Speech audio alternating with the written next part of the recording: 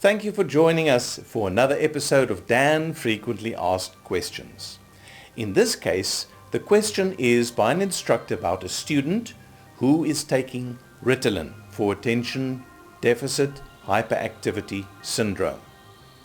Now, you may be interested to hear that a number of Navy divers and commercial divers in a recent study conducted by the Southern African Undersea and Hyperbaric Medical Association members has actually shown that many divers actually have a mild form of attention deficit hyperactivity syndrome. The issue though is that of medication. Now, Ritalin as such is in the order of neurotransmitters that are related to adrenaline to some extent. Not so much as would be the case, for instance, with pseudoephedrine, but nevertheless it does have an effect. And secondly, as a result, there may be an increased risk of seizures. And on the other hand, the attention deficit hyperactivity, if it is really severe, may interfere with a person's ability to learn how to dive, master diving skills, and ultimately dive safely.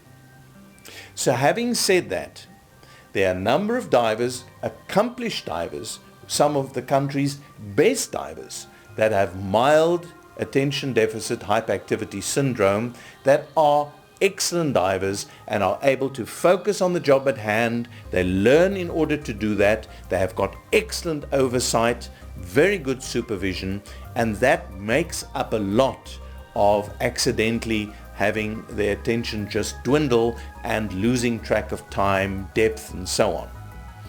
On the other hand, we are increasingly getting recreational divers asking us whether or not they can dive on these medications.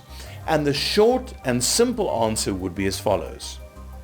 If the individual is able to dive without the medication, whilst being able to do everything they're expected to do, and they're able to pass all the academic aspects of the course, whether or not they're using Ritalin at that stage, it may very well be the case that the individual may be able to dive.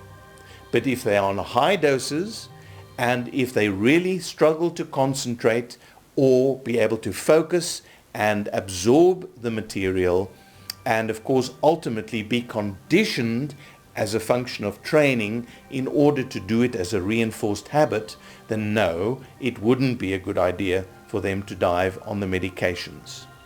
Having said that, there are also different types. There are short and longer acting ones.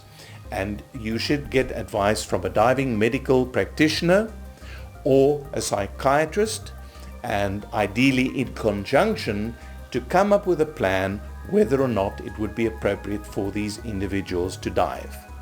As our experience is increasing, we are learning about more and more medications that actually are surprisingly compatible with diving under certain circumstances, meaning you need to consider the diver, the disorder, and the medication separately, and then put them together.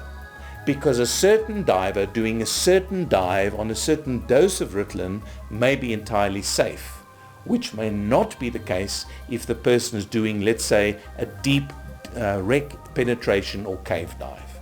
So it's not a one-size-fits-all, and it's not a question I'd like to answer oversimplistically. Get good diving medical advice, and I hope that that assists you in making a final appropriate decision. Thanks for joining us with Frequently Asked Questions. Until next time, safe diving.